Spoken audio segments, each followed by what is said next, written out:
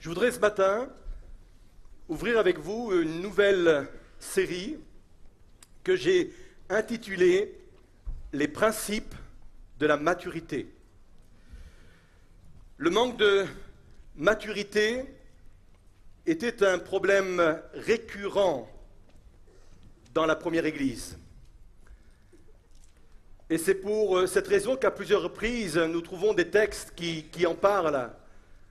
Notamment l'apôtre Paul, dans 1 Corinthiens 3, verset 2, dit ceci: « Je vous ai donné du lait. » Et le lait, c'est pour les bébés.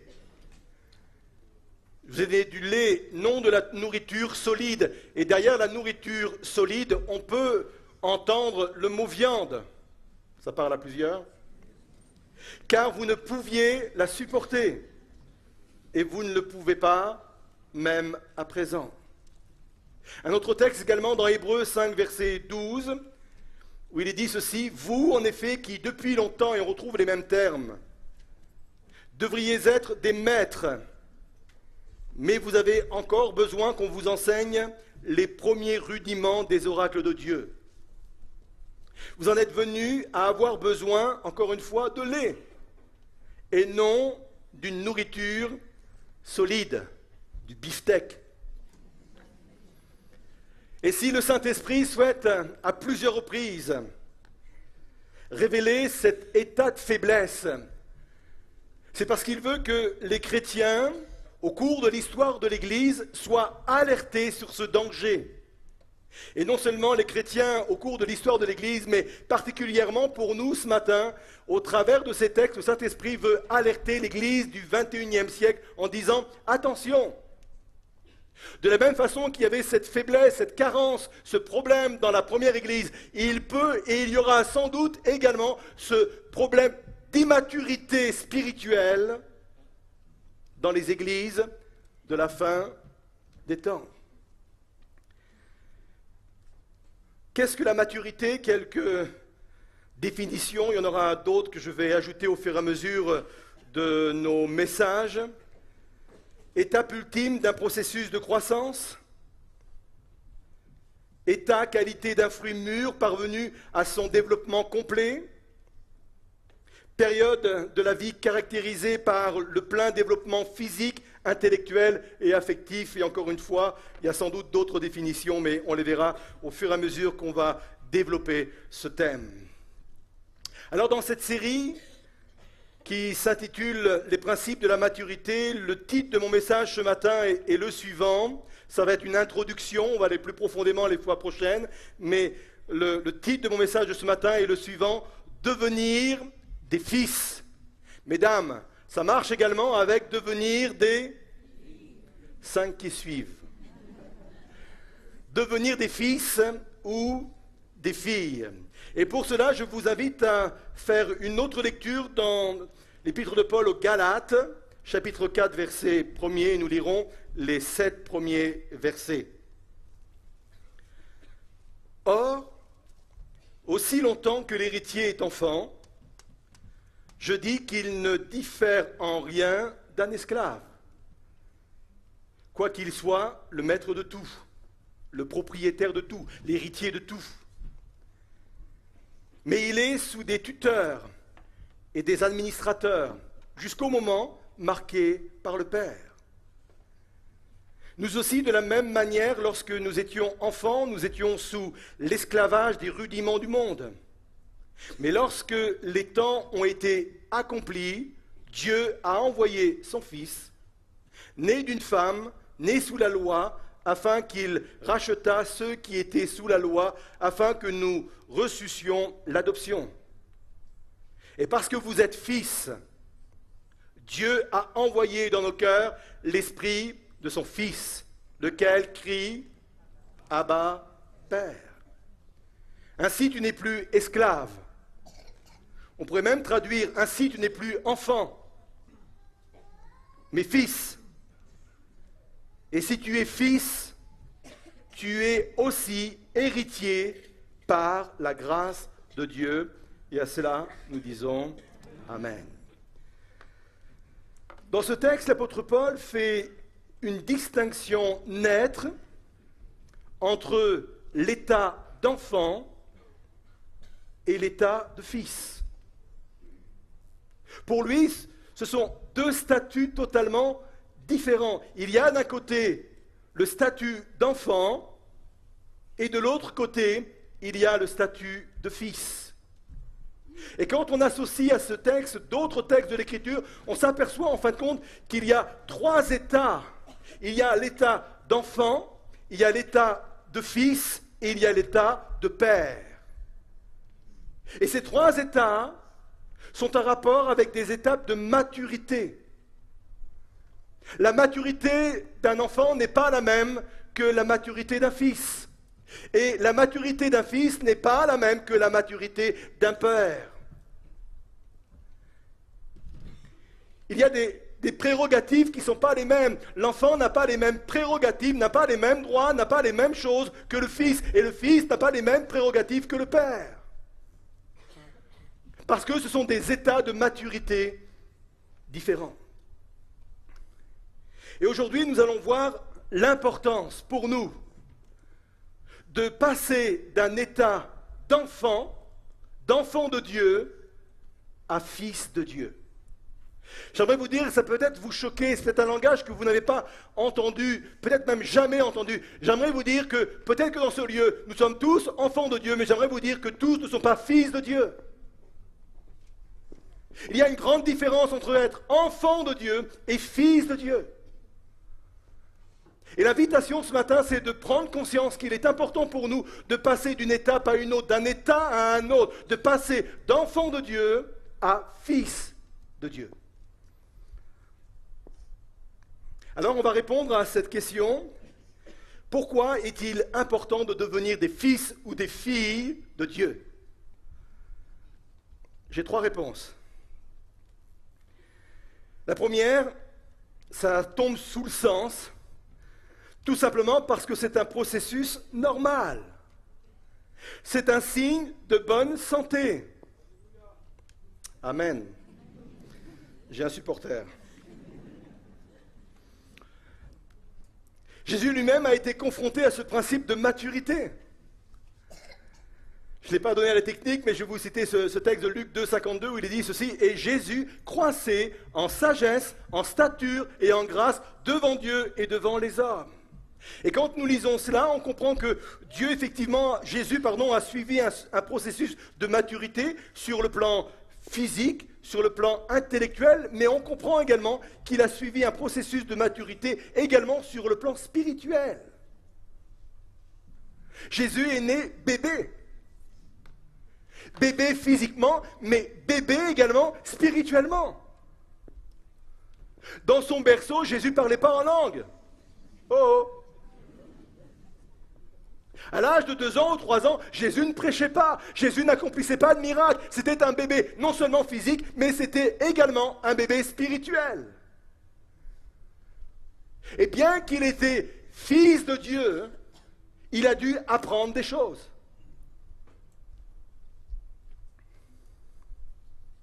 Donc, de la même façon, pour nous, c'est un processus normal, c'est un signe de bonne santé. On a tous compris qu'on rentre dans la vie chrétienne par la nouvelle naissance.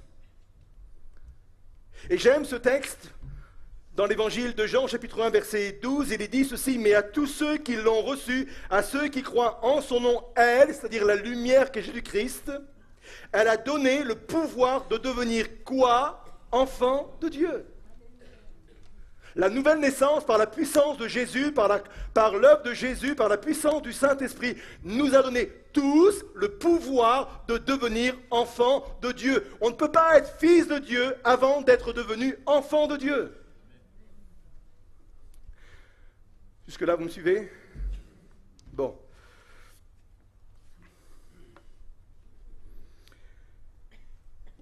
À ce stade, être un bébé spirituel, un enfant spirituel, ce n'est pas un problème. C'est même normal. Le problème, c'est d'y rester. Vous savez que la maturité spirituelle ne dépend pas des années de conversion. Vous avez des gens qui ont une année de conversion Et ils sont déjà arrivés à la maturité de fils de Dieu. Oui, dans ce domaine-là, il peut y avoir des précoces également. Et je souhaite que nous soyons tous des précoces spirituellement. C'est toujours mon supporter. Et vous avez des gens qui ont 10, 20, 30 ans de conversion, et excusez-moi de vous le dire, et peut-être que ça ne va pas vous faire plaisir, ce sont toujours des bébés spirituels. Ce n'est pas une question d'âge, ce n'est pas une question d'années de conversion, c'est une question de maturité spirituelle.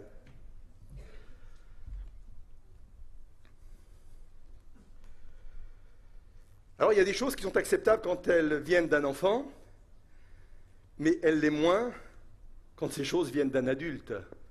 C'est vrai dans le domaine physique, dans le domaine intellectuel, mais c'est vrai également dans le domaine spirituel. Et parfois nous sommes surpris de la réaction de certains chrétiens. Et des fois on se dit, mais comment il peut réagir comme cela? On serait attendu qu'il se comporte autrement. J'aimerais vous dire que très souvent, bien souvent, c'est une question de maturité.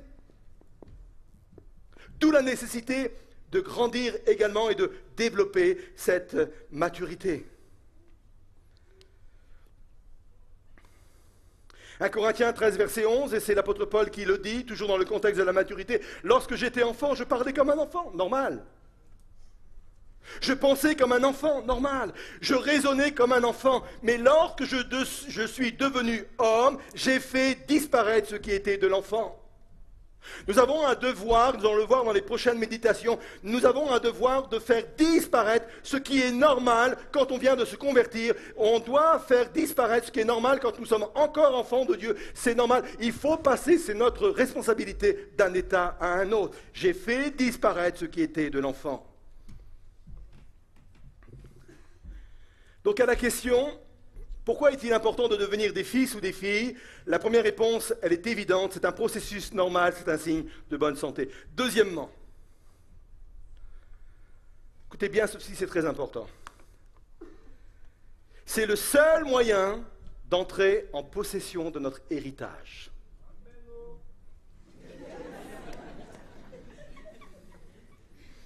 Il se passe quelque chose entre nous là, je pense.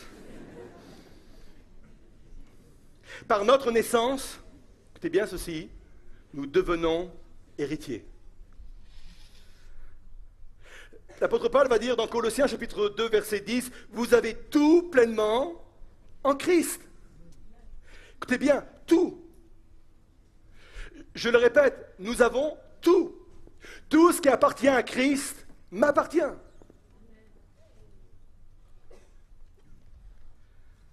Qui est le chef de toute domination et de toute autorité. Mais écoutez bien ceci. Ce n'est uniquement que par notre maturité que nous entrons en possession de notre héritage. Je le répète, c'est très important. Nous avons tout pleinement en Christ. Nous sommes héritiers de Christ, co-héritiers de Christ. Nous avons tout pleinement en Christ. Mais nous avons accès à notre héritage uniquement quand nous sommes matures pour l'avoir. Galates 4, 1, nous l'avons lu dans notre texte initial. Or, aussi longtemps que l'héritier est enfant, je dis qu'il ne diffère en rien d'un esclave, quoiqu'il soit le maître de tout. Du temps de l'apôtre, dans la culture juive, les enfants qui n'étaient pas arrivés à maturité avaient des tuteurs et des administrateurs. Les tuteurs étaient souvent des esclaves à qui on leur confiait la garde de l'enfant mineur, et les administrateurs géraient leurs biens jusqu'à la fin de leur tutelle. Ainsi, en pratique, l'enfant placé sous leur tutelle n'avait aucun statut qui différait d'un esclave. C'est comme si qu'il ne possédaient rien parce qu'ils n'avaient pas accès à l'héritage et pourtant ils étaient devenus héritiers, vous me suivez? Uniquement à la majorité, ils pouvaient entrer pleinement en possession de leur héritage. Avant, c'était un tuteur, c'était un administrateur qui gérait les biens. L'enfant était sous tutelle.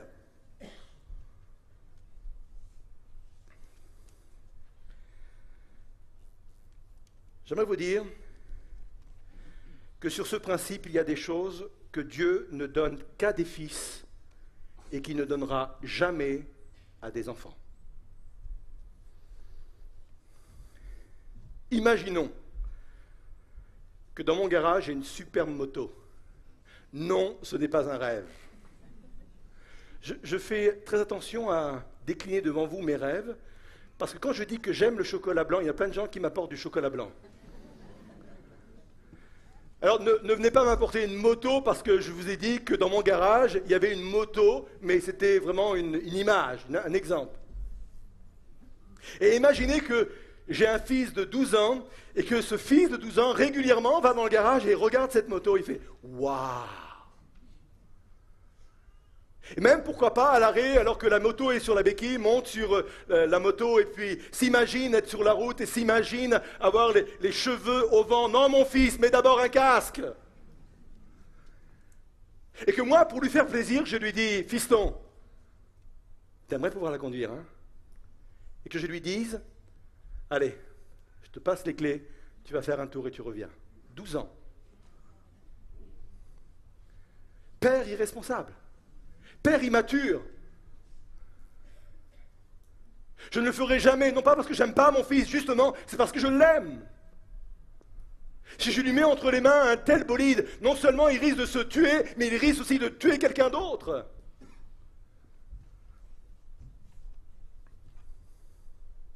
Dieu agit exactement de la même façon avec nous. Écoutez bien ceci. Le fait que nous ne possédons pas certaines choses, ce n'est pas forcément un manque de prière. Ce n'est pas forcément un manque de consécration. Ce n'est pas forcément un manque de foi. Ce n'est pas forcément un blocage spirituel. Mais c'est souvent un problème de maturité. Face à quelque chose ou à un exaucement de prière que j'attends, le Seigneur ne va pas forcément me dire « prie », mais il va plutôt me dire « grandis ». Face à quelque chose que je n'ai pas encore, il ne va pas dire « il faut que tu chasses le démon, il faut que tu jeûnes et tu pries ». Il va me dire « grandis ». Et c'est peut-être un discours qu'on n'a pas l'habitude d'entendre, ça. Nous, on associe toujours quelque chose qu'on n'a pas par le manque de foi, le manque de prière, le manque de consécration ou le combat spirituel. J'aimerais vous dire que bien souvent, c'est uniquement une question de maturité. Il suffirait de grandir et nous aurions accès à notre héritage. Nous aurions accès aux promesses de Dieu.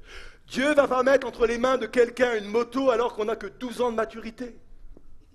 Vous me suivez ?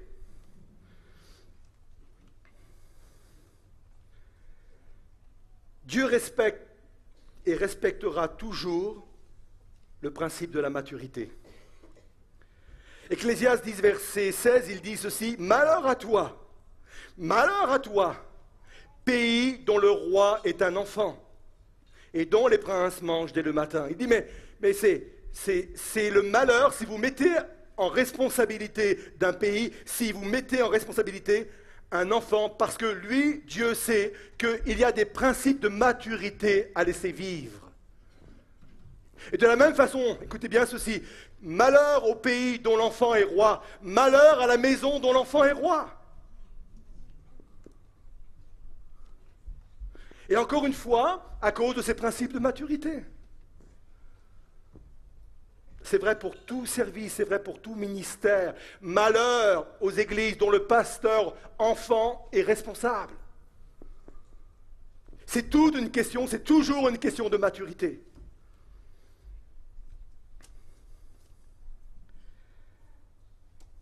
À la question, pourquoi est-il important de devenir des fils? Tout simplement parce que c'est un processus normal, c'est un signe de bonne santé. Deuxièmement, parce que c'est le seul moyen d'entrer en possession de notre héritage. Et troisièmement, c'est le seul moyen de vivre la révélation des fils de Dieu. Suivez-moi. Romains 8, 19 dit ceci. Aussi, la création attend-elle avec un ardent désir la révélation des fils de Dieu. J'insiste, encore une fois, elle n'attend pas la révélation des enfants de Dieu, mais elle attend la révélation des fils de Dieu. Certes, le contexte de ce passage nous parle du moment où Jésus va revenir pour instaurer ce que l'on appelle le millénium. Parce que la Bible nous dit que toute la création soupire après ce temps-là. Parce que la création, quand Jésus va revenir, va être restaurée. Et la création, en train d'hurler, elle crie de partout. Parce que la terre est malmenée, parce que la création est malmenée. Elle aspire à autre chose, elle aspire à un temps de restauration. Elle appelle de ses voeux le moment où les fils de Dieu vont être révélés et tout va être restauré. Mais ce qui est vrai également avec la création, l'est également avec les créatures. Et si on sort du contexte de ce verset, du contexte du millénium, j'aimerais le retranscrire pour notre temps aujourd'hui. J'aimerais vous dire qu'il y a aujourd'hui des hommes et des femmes qui aspirent à des temps meilleurs. Je l'ai dit il y a quelque temps à des pasteurs dans une pastorale. J'ai dit que tous les ingrédients aujourd'hui étaient là pour que nous vivions une grande moisson, parce que plus que jamais, les âmes sont prêtes à être confrontées au message de l'Évangile, parce qu'il y a une aspiration à être restaurées. Les âmes ont tout essayé, les hommes et les femmes de ce monde ont tout essayé. On est dans l'ère postmoderne, on a tout essayé, on a cru que tout cela allait nous satisfaire. Or, rien ne s'est produit intérieurement. Et cette terre est là et aspire vraiment à vivre une restauration, aspire à vivre des temps meilleurs. Les hommes et les femmes de notre planète, les hommes et les femmes de notre pays, de notre ville, aspirent à vivre des temps meilleurs. Mais pour vivre ces temps meilleurs, pour qu'ils vivent ces temps meilleurs, écoutez bien ceci, ce dont ces personnes ont besoin, ce n'est pas la révélation des enfants de Dieu, mais c'est la révélation des fils de Dieu. Ça veut dire que pour répondre à sa mission, il faut que l'Église devienne mature. Il faut que l'Église passe d'un état d'enfant de Dieu à fils de Dieu. C'est la maturité spirituelle qui fera qu'on va impacter notre monde et qu'on va pouvoir répondre à cette attente, cette aspiration de vivre des temps meilleurs. Une Église immature ne pourra jamais enfanter d'autres âmes. C'est peut-être dur, mais je le pense vraiment. Et le prophète Ésaïe va dire ceci, Ésaïe 9, verset 5, il dit ceci, il parle du Seigneur Jésus, il dit « Car un enfant nous est né ». Écoutez bien ceci. Qu'est-ce qui a été donné? Un fils. Un fils nous est donné. Et sur ce fils, la domination reposera sur son épaule. On l'appellera admirable, conseiller, Dieu puissant, Père éternel, prince de la paix. Dieu fait naître des enfants, mais il donne au monde des fils. Comprenez la subtilité? Un enfant est né, mais c'est le fils qui est donné. Il a fallu que Jésus atteigne l'âge de 33 ans pour être donné. Et comme je l'ai expliqué, il a suivi lui aussi un processus de maturité. Tant qu'il était enfant, il n'a pas pu être donné. C'est quand il est devenu fils qu'il a été donné. C'est le fils qui a été donné. Et si Dieu veut nous donner au monde pour le sauver, pour l'impacter, pour lui donner une espérance nouvelle, si Dieu veut nous donner, il faut que nous devenions des fils. Il fait naître des enfants, mais il donne des fils. C'est vrai pour chacune de mes responsabilités ou de nos responsabilités. Si vous êtes responsable de département, de pôle, oui, il faut que vous puissiez rentrer dans une certaine maturité. Si vous voulez donner aux autres, si vous voulez être ce facteur qui va donner aux autres, il faut devenir des fils. Ce sont les fils qu'on donne, pas les enfants.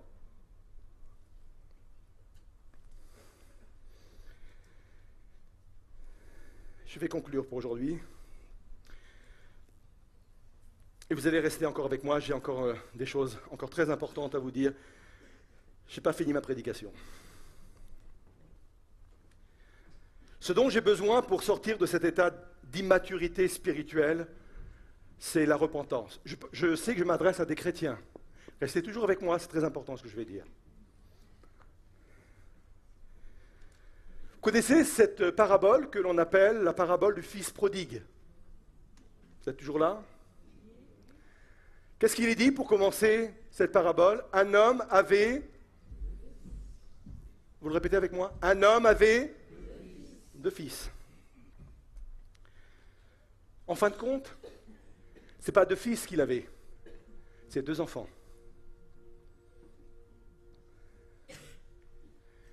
Il y en a un qui, lui, a demandé la part de son héritage. Il a dit, « Papa, donne-moi mon héritage. » Il a réclamé son héritage, alors que sur le plan de la maturité, ce n'était qu'un fils. Lui, il pensait être fils, n'était qu'un enfant, pardon. Lui, il pensait être un fils. Et à ce titre de fils, il dit, « Je veux mon héritage. » Et par amour, le père lui a donné. Mais en réalité, la façon dont il l'a dépensé prouve qu'il n'était qu'un enfant. Parce que comment il l'a dépensé? Excusez-moi de le dire, hein, mais il l'a dépensé avec des prostituées. Et d'ailleurs, lui-même va le dire, lui-même va le confesser. Il va dire, je ne suis plus digne d'être appelé fils. Mais appelle-moi mercenaire ou même esclave. Et lui, il réalise que lui, pensant être fils, en réalité n'était qu'un enfant sur le plan de la maturité. Ne m'appelle plus fils. Je me suis comporté comme un enfant, je me suis comporté comme un esclave, je me suis comporté comme un mercenaire. Et l'autre, le deuxième, celui qui est resté, celui qui n'a pas délapidé les biens, l'héritage, lui est resté. Lui se considérait également comme fils. Et le père va lui dire ceci, verset 31, « Mon enfant, lui dit mon père, tu es toujours avec moi et tout ce que j'ai est à toi. » Écoutez bien ceci. Lui pensait être fils, mais il n'a jamais profité de l'héritage de son père. Il va dire au père, tu fais la fête parce que le fils revient, le fils prodigue revient, et moi qui t'ai toujours servi, eh bien tu fais rien pour moi. Et le père va dire, mais tu avais tout à ta disposition. Tu aurais pu tuer un veau gras, tu aurais pu tuer n'importe quoi comme animal, je te l'aurais donné parce que c'est à toi, et tu n'en as même pas profité. Tu pensais être fils, et en réalité tu n'es qu'un enfant, parce que tu n'as pas eu accès à l'héritage que je t'avais donné. C'est très parlant ça, hein? En fin de compte, celui qui va sortir grandi de cette expérience, c'est le fils prodigue. Parce que quand il va aller vers le père, il va dire au père, « Mon père, je ne suis plus digne d'être appelé ton fils. » Et le père va le taire. Et il va dire ceci, « Mon fils, qui était mort, est revenu à la vie. » Et ce qui lui a permis de grandir dans la maturité, ce qui a permis d'être considéré comme fils, c'est sa repentance. J'aimerais vous dire que ce matin, nous en sommes là. On ira plus loin la semaine prochaine, on va sillonner ensemble dans ces principes de maturité, mais là c'était simplement une ouverture. On va aller plus loin, mais considérez bien cela. J'ai peut-être besoin ce matin de réaliser que je ne suis peut-être pas aussi mature que cela spirituellement. Les erreurs dans lesquelles je tombais au début de ma conversion, je continue à tomber dans les mêmes erreurs. Les comportements que j'avais au début de ma conversion qui étaient acceptables, je continue à les avoir encore aujourd'hui. Je pensais être grand spirituellement parce que j'ai des années de conversion. Je pensais être un fils et en réalité, je ne suis qu'un enfant encore spirituel. Et la démarche ce matin, ça consiste à dire, Seigneur, je veux me repentir de cet état-là. Et je veux vraiment aspirer à grandir. Je veux aspirer à devenir mature parce que je veux avoir accès à mon héritage. Je veux avoir accès à ce que tu me donnes, Seigneur. Je veux avoir accès aux promesses. Je veux avoir accès à mes appels. Je veux avoir accès au ministère que tu as prévu pour moi. Et pour avoir accès à ce ministère-là, j'ai besoin de grandir spirituellement. Je vous invite à vous lever à votre place. Ce chant, écoutez bien ceci, n'est pas en opposition avec ce que je viens de partager. Il dit, nous sommes enfants de Dieu. On peut s'appuyer sur cette proclamation pour dire, je veux devenir maintenant fils de Dieu. Mais écoutez bien ceci, cette expression enfant de Dieu ne me dérange pas. à partir du moment où elle n'est pas en rapport avec la maturité. Écoutez bien ceci. J'ai beau avoir 54 ans, mais je suis toujours l'enfant de ma mère. Certains diront, je suis toujours le bébé de ma mère. Mais en maturité, je suis père. Nous avons des enfants qui deviennent grands, qui sont mariés, même papa. Mais j'aimerais vous dire que ce soit pour Patricia ou pour moi-même, ce sont toujours nos bébés.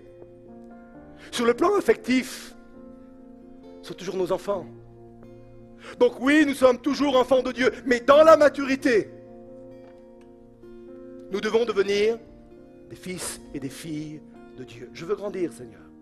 Je veux grandir, je ne veux pas rester dans cet état-là. Je veux grandir et je veux vivre cette réalité. On chante ce chant et on prend position devant Dieu en disant, Seigneur, je me repens de mon état, je me repens de mes comportements, je me repens de mes attitudes, de mes pensées. Seigneur, par mes pensées, par mon comportement, j'ai démontré que je n'étais qu'un enfant, Seigneur, mais je veux devenir un fils et une fille de Dieu. Je veux rentrer dans les principes de la maturité. Seigneur, tu me fais cette grâce.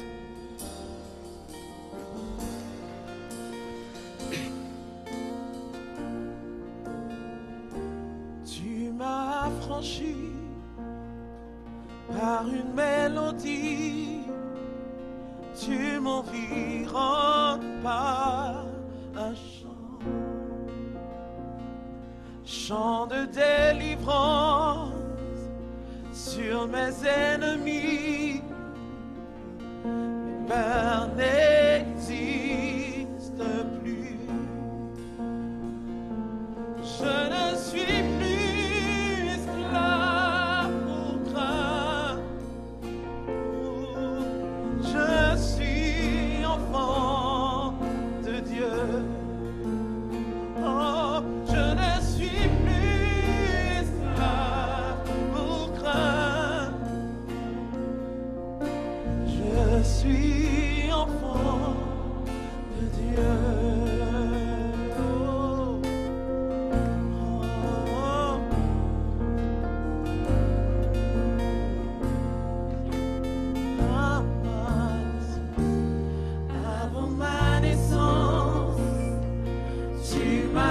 choisi, appelé par mon nom, une vie nouvelle au sein de ta famille. Ton sang coule dans mes veines. Je ne suis plus esclave pour craindre. Je suis enfant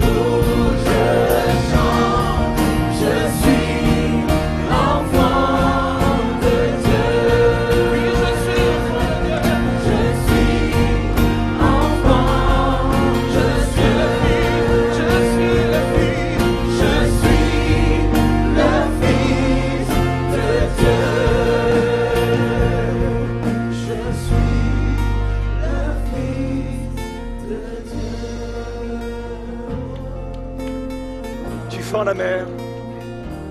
On connaît le contexte. Pourquoi la mer s'est fendue? C'est pour sortir d'un état d'esclave pour rentrer dans un état de liberté. On l'a lu. L'enfant ne diffère pas d'un esclave dans ses prérogatives. Et cette mer qui s'ouvre devant nous ce matin, peut-être c'est ce chemin qui s'ouvre pour que nous passions d'un état d'enfant qui ne diffère pas d'un esclave dans ses prérogatives à un état de fils de Dieu.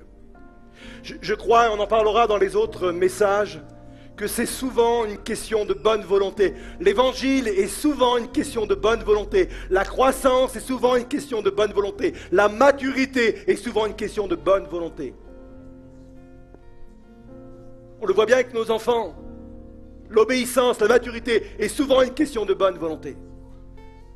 Et ce chant m'appelle ce matin à manifester une bonne volonté en disant, Seigneur, je veux quitter mon état d'esclave ou d'enfant qui, dans mes prérogatives, ne diffère en rien d'un enfant. Et j'ai cette volonté, je manifeste cette bonne volonté de pouvoir entrer pleinement dans ma maturité spirituelle parce que je veux avoir accès à mon héritage. Et l'héritage pour le peuple d'Israël, c'était quoi? C'était le pays promis, où devait couler le lait et le miel. Et je veux vraiment manifester ce désir. Et je crois que Dieu va entendre cette expression qui va venir de votre cœur, cette aspiration à manifester cette bonne volonté de dire, oui, la mer se fend pour moi. La mer se sépare pour moi. Je veux atteindre. Je veux grandir spirituellement. Je veux aller au-delà de ce que je sais, au-delà de ce que je connais, au-delà de ce que je suis. Je vais au-delà de tout ça.